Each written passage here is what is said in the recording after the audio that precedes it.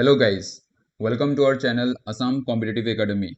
अगर आप चैनल में नए हैं तो चैनल को सब्सक्राइब और बेल आइकन को ज़रूर प्रेस कीजिएगा ताकि हमारे सारे नए वीडियोस का अपडेट आपको सबसे पहले मिल जाए। आज हम अपने इस वीडियो में एग्रीकल्चर एक्सटेंशन असिस्टेंट पोस्ट के लिए प्रीवियस ईयर क्वेश्चंस और मोस्ट इम्पोर्टेंट क्वेश्चंस को सॉल्व करेंगे।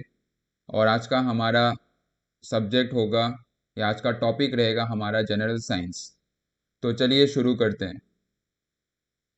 Question number 1. Which of the following synthetic fiber was first discovered? इनमें से कौन सा सिंथेटिक फाइबर है जो सबसे पहले डिस्कवर किया गया था? तो आपके ऑप्शन है ये आपके सामने, नायलॉन, रेयॉन, पॉलिस्टर और पॉलीथीन। तो इनमें से आपका सही उत्तर होगा आपका option number B, rayon. Rayon जो है सबसे पहले डिस्कवर किया गया था, एक सिंथेटिक फाइबर है। तो रेयन के बारे में और जानते हैं। Rayon consist of semi synthetic fibres made from purified cellulose, cellulose से बनता है ये, particularly wood pulp, which is chemically converted into soluble compound and dissolved and forced through a spinneret to produce solid filaments। तो ये होता है rayon आपका। और रेयन कौन से साल में आपका डिस्कवर किया गया था? 1855 को डिस्कवर किया था। किन्होंने डिस्कवर किया था ये? जॉर्जेस ऑडेमर्स, ऑडेमर्स, ये भी आप याद रखिएगा। 1855 को डिस्कवर किया गया था ये जॉर्जेस ऑडेमर्स ने। तो बढ़ते हैं अगले क्वेश्चन की तरफ। Question number 2. Dash prevents the food from entering into the trachea. तो कौन सा आपका बॉडी का पार्ट है जो आपका ट्रेकिया में फूड पार्टिकल्स एंटर करने से आपको प्रिवेंट करता है या रोकता है? तो ट्रेकिया क्या होता है आपका? ट्रेकिया होता है आपका actually wind pipe. Trachea trachea क्या होता है आपका? विंड पाइप होता है, जिससे हम ब्रीदिंग करते हैं। उसका जो पाइप रहता है ये आपका लेरिंग्स से स्टार्ट होके आपका लंग्स तक आपका जाता है। तो इसका सही उत्तर होगा आपका ऑप्शन नंबर ए, इपिग्लोटिस। तो चलिए इपिग्लोटिस के बारे में और जानते हैं।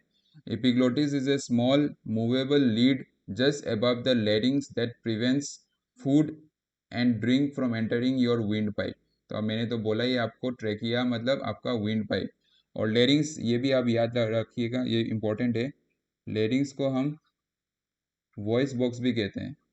ये भी एग्जाम्स में पूछा जाता है। What is known as the voice box in our human body? तो इसका सही उत्तर होगा आपका लेरिंग्स। और यहाँ पे आपका एक पिक्चर है जहाँ दिखाया गया है आपका कहाँ होता है आपका एपिग्लोटिस। बोला ही गया है आपका ट्रेकिया के अंदर आपका ये प्रिवेंट करता है, और यहाँ पे लेरिंग्स, लेरिंग्स के ऊपर ही रहता है ये, वॉइस बॉक्स के ऊपर। तो ये रहा एपिग्लोटिस के बारे में। बढ़ते अगले क्वेश्चन की तरफ।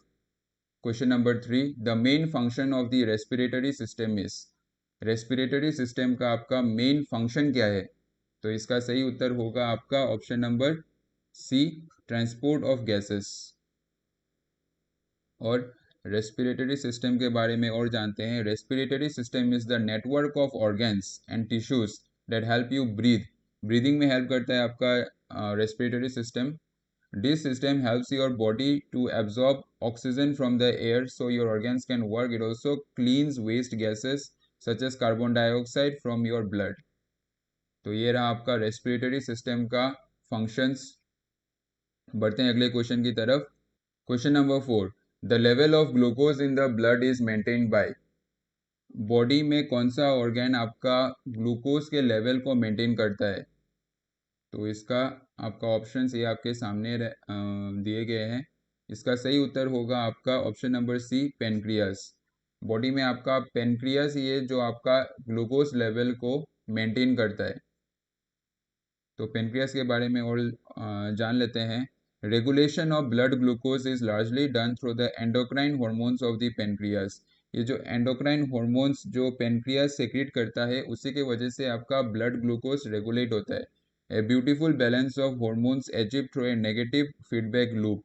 The main hormones of the pancreas that affect blood glucose include insulin, glucagon, somatostatin and amylin। ये चार आपका जो हॉर्मोन्स है ये पेनक्रियास सीक्रेट करता है और उसी की वजह से आपका क्या ब्लड ग्लूकोज का रेगुलेशन होता है या आपका मेंटेन करता है इन्हीं सब हॉर्मोन्स का परफेक्ट बैलेंस के साथ। Insulin formed in the pancreatic beta cells lowers the blood glucose levels, whereas glucagon from pancreatic alpha cells elevates the blood glucose level। तो बोला क्या गया है आपका इंसुलिन आपका ब्लड ग्लूकोज लेवल को क्या करता है, लोअर करता है, और आपका ग्लूकेगॉन आपका क्या करता है, ब्लड ग्लूकोज लेवल को एलिवेट करता है। तो इन दोनों का जब आपका परफेक्ट जब आपका बैलेंस होगा तभी जाके लेवल ऑफ ग्लूकोज जो बॉडी में है वो ऑप्टिमम स्टेट में रहेगा। तो बढ़ते हैं अगले क्वेश्चन की तरफ। Question number 5, the method by which the environment controls population of species is called. कौन सा मेथड से आपका एनवायरनमेंट पॉपुलेशन को कंट्रोल करता है किन्हीं सब स्पीसीज का। तो इसका सही उत्तर होगा आपका option number A, environmental resistance. Environmental resistance वही वो मेथड है जिससे एनवायरनमेंट क्या करता है, आपका पॉपुलेशन को कंट्रोल करता है स्पीसीज का। तो बढ़ते हैं अगले क्वेश्चन की तरफ। Question number 6, sound becomes hazardous noise pollution at dash decibels. तो आपका जब साउंड जो है एक पर्टिकुलर लिमिट को क्रॉस कर लेने से आपका उनको नॉइस पॉल्यूशन में कंसिडर किया जाता है। और डेसिबल्स क्या होता है, डेसिबल आपका यूनिट होता है जो आपका यूनिट ऑफ मेजरिंग क्या होता है, ये लाउडनेस ऑफ साउंड, ये आपका क्या होता है डेसिबल्स, इसका यूनिट क्या होता है डेसिबल्स। तो इसका सही उत्तर क्या होगा, ऑप्शन नंबर बी 80। 80 डेसिबल्स के ऊपर जब साउंड आ जाता है तो उनको हम क्या कंसिडर करते हैं, नॉइस पॉल्यूशन के आपका कैटेगरी में वो आ जाएगा। अब बढ़ते हैं अगले क्वेश्चन की तरफ। Question number 7, heat flows from one body to another because of their difference in. Heat किसके वजह से आपका फ्लो करता है, कौन सा पैरामीटर है जिसके डिफरेंस के वजह से हीट आपका फ्लो करता है एक बॉडी से दूसरे बॉडी पे। तो इसका सही उत्तर होगा आपका टेम्परेचर। हीट आपका हायर टेम्परेचर से आपका लोअर टेम्परेचर में आपका फ्लो होता है। यही है वाटर के जैसा, आपका हायर से लोअर में आपका फ्लो होता है। तो बढ़ते हैं अगले क्वेश्चन की तरफ। Question number 8, what do we use for detecting the presence of unseen water objects. तो अंडर वाटर में हम जब अनसीन वाटर ऑब्जेक्ट्स को डिटेक्ट करने के लिए हम कौन सा सिस्टम को यूज करते हैं। तो इसका सही उत्तर होगा आपका option number C, sonar system. तो सोनार सिस्टम क्या होता है, सोनार जिसको हम sound navigation and ranging technique बोलते हैं, that uses sound propagation usually under water as in submarine navigation to navigate, communicate with or detect objects on or under the surface of the water such as other vessels। तो ये आपका navy में use किया जाता है, navy या और भी रिसर्च रिलेटेड वर्क्स के लिए यूज़ किया जाता है। अंडर वाटर में आपका ऑब्जेक्ट्स डिटेक्ट करने के लिए आपका यूज़ किया जाता है ये सोनार जो है, साउंड नेविगेशन एंड रेंजिंग। तो इसी से आपका नाम आया है सोनार। बढ़ते हैं अगले क्वेश्चन की तरफ। Question number 9, the instrument which is use to detect current in a circuit is called. आपका कौन सा इंस्ट्रूमेंट यूज़ किया जाता है करंट को डिटेक्ट करने के लिए एक सर्किट में। तो इसका सही उत्तर होगा आपका galvanometer. Galvanometer is an instrument that can detect and measure small amounts of current in an electrical circuit। Galvanometer क्या करता है, आपका डिटेक्ट करता है और मेजर करता है स्मॉल अमाउंट्स ऑफ करंट कोई भी एक इलेक्ट्रिक सर्किट में। आपका एमीटर और गैल्वेनोमीटर के बीच में एक स्लाइट डिफरेंस है। एमीटर क्या करता है, आपका आपका बस magnitude magnitude of the current वो डिटरमाइन करता है या मेजर करता है। गैल्वेनोमीटर क्या करता है, बोथ आपका मैग्नीट्यूड मैग्नीट्यूड और आपका डायरेक्शन ऑफ द करंट भी आपका डिटेक्ट करके देता है आपका गैल्वेनोमीटर। बढ़ते हैं अगले क्वेश्चन की तरफ। Question number 10, the electrolyte of a simple voltage cell is. जो आपका इलेक्ट्रोलाइट है जिसके थ्रू आपका मोमेंट ऑफ आपका चार्जेस होता है तो तो वो इलेक्ट्रोलाइट में आपका क्या रहता है? तो इसका सही उत्तर होगा आपका option number B, dilute H2SO4, जिसको हम सल्फ्यूरिक एसिड भी कहते हैं। डाइल्यूट सल्फ्यूरिक एसिड को हम यूज़ करते हैं एज एन इलेक्ट्रोलाइट, और ये आपका नॉर्मली आपका 2:1 रेशियो में रहता है। आपका दो अगर आपका पानी हो गया तो एक आपका H2SO4 रहेगा। तो ये रहा आपका इलेक्ट्रोलाइट जो हम यूज़ करते हैं सिंपल वोल्टेइक सेल में। बढ़ते हैं अगले क्वेश्चन की तरफ। Question number 11, the first electric generator was build by. पहली बार जो इलेक्ट्रिक जनरेटर बनाया गया था वो किन्होंने बनाया था? तो इसका सही उत्तर होगा आपका Michael Faraday, option number C. Michael Faraday ने सबसे पहली बार आपका इलेक्ट्रिक जनरेटर बनाया था। ये आपका कौन से साल में बनाया था ये भी आप याद रखिएगा, 1831। 1831 को पहली बार आपका इलेक्ट्रिक जनरेटर बनाया गया था माइकल फराडे ने। और बढ़ते हैं अगले क्वेश्चन की तरफ। Question number 12, which of the following devices is use to measure the magnitude of an earthquake. इनमें से कौन सा डिवाइस आपका अर्थक्वेक का मैग्नीट्यूड को मेजर करने के लिए यूज़ किया जाता है? तो इसका सही उत्तर होगा आपका option number C, Richter scale. Richter scale बहुत ही कॉमन है आपका। रिक्टर स्केल जो है आपका अर्थक्वेक का मैग्नीट्यूड को मेजर करने के लिए हम यूज़ करते हैं।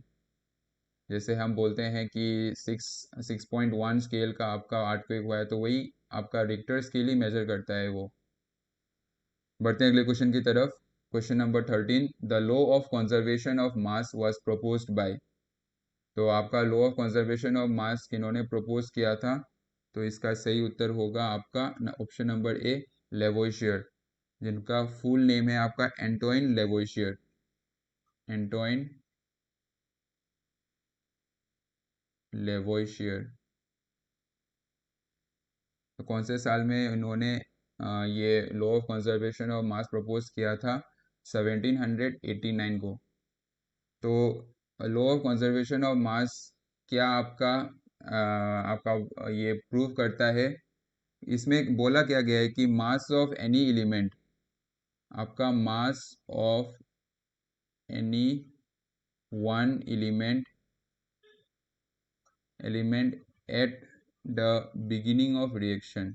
कोई भी एक रिएक्शन का स्टार्टिंग में जो आपका मास रहता है एक पर्टिकुलर एलिमेंट का, it is equal to what? Mass of that element, mass of that element after the reaction, after the reaction. यही प्रिंसिपल हम यूज़ करते हैं आपका केमिकल इक्वेशंस को हम बैलेंस करते समय, और ये सम्स में भी आपका बहुत यूज़ में आता है, क्योंकि ये जो आपका लॉ है ये क्या बोलता है? आपका mass of any one element at the beginning of the reaction आपका इक्वल होता है आपका mass of that element after the reaction.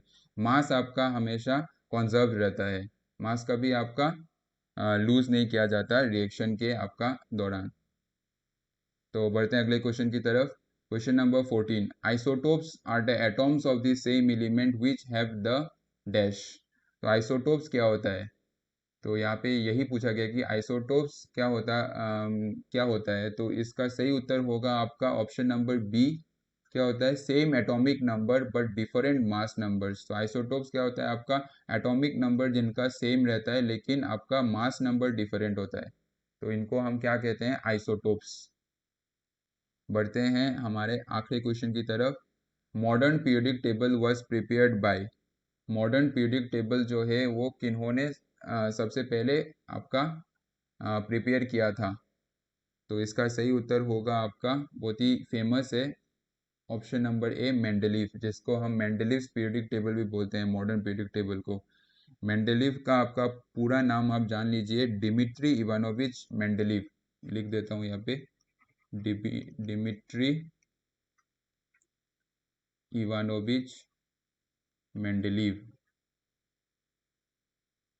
ये आपका मेंडलीव का पूरा नाम है। और इन्होंने कब ये मॉडर्न पीरियोडिक टेबल प्रपोज किया था सबसे पहले? फेब्रुआरी 17 आपका 1869 को। So that's all for this session. अगर आपको वीडियो अच्छा लगा हो तो वीडियो को लाइक और चैनल को ज़रूर सब्सक्राइब कीजिएगा।